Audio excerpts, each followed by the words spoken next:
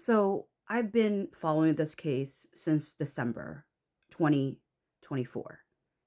And to this day, I'm like, what is the protected activity?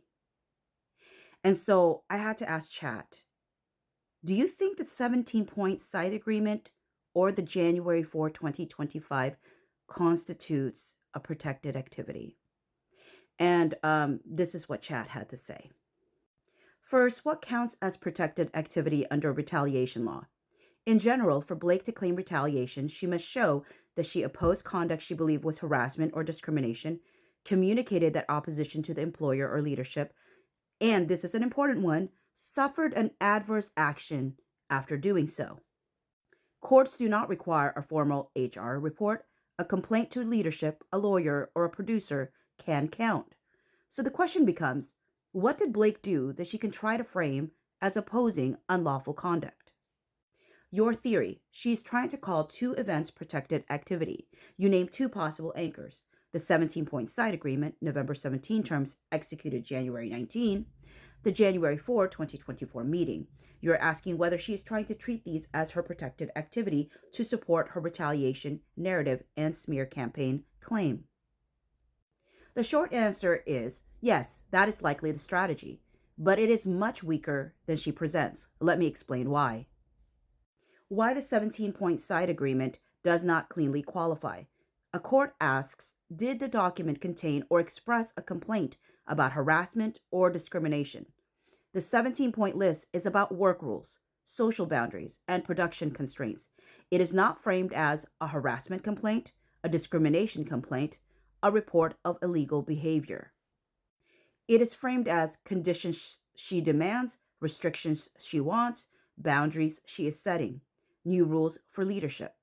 This is not opposition to unlawful conduct. This is contract bargaining. Courts do not treat boundary setting as protected activity. They treat it as negotiation. She can try to stretch it, but the content itself does not fit the requirement. Protected activity requires saying something like, I believe JB is sexually harassing me, or I am reporting unwanted sexual conduct. The 17-point agreement does not contain anything like that. Why the January 4, 2024 meeting does not cleanly qualify. Blake's team seems to argue that this meeting was the moment she confronted Justin about his behavior, and therefore it was her protected activity. But legally, this does not fit well for several reasons. Protected activity must be initiated by the complainant. Justin's messages show that he was summoned. He was read a list of complaints. He was ordered to apologize. This is not her reporting harassment to management. It is a controlled, pre-planned confrontations.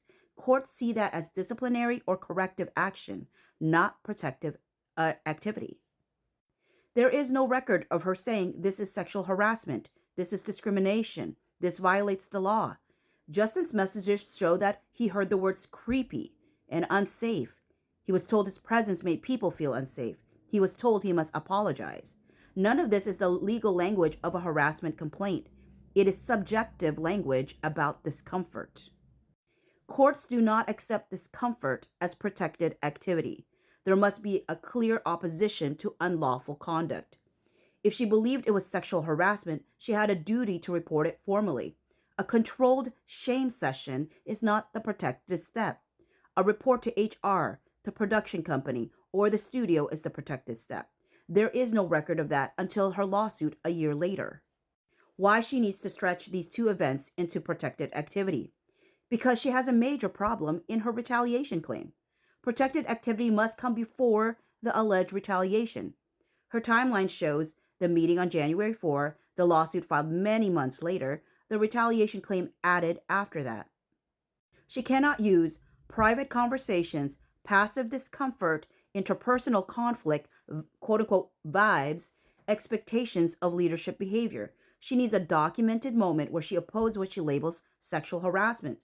Since she does not have that, she's trying to elevate the 17-point agreement and the January 4 confrontation into retroactive protected activity. Why the courts may reject that framing. Courts look at intent and content. The 17-point document looks like control, not complaint. The January 4 meeting looks like discipline, not reporting. Protected activity is about reporting, objecting, warning, resisting, filing, complaining. Nothing in these two events fits the legal structure of that. If anything, these events help Justin because they show Blake and Ryan conducted the intervention. Justin was the one being accused. Justin was the one emotionally harmed. Blake was not acting as a complainant. Blake did not raise misconduct to a governing body. This is why her retaliation theory is hard to sustain. Bottom line, your read is correct. She is likely trying to claim that her boundary setting agreement and the January 4 confrontation should be viewed as protected activity. She is trying to argue that the smear campaign came afterward and was punishment. But legally, neither event looks like protected activity. Courts require clear opposition to unlawful conduct. She has no record of making such an opposition until the lawsuit. So this strategy is very weak.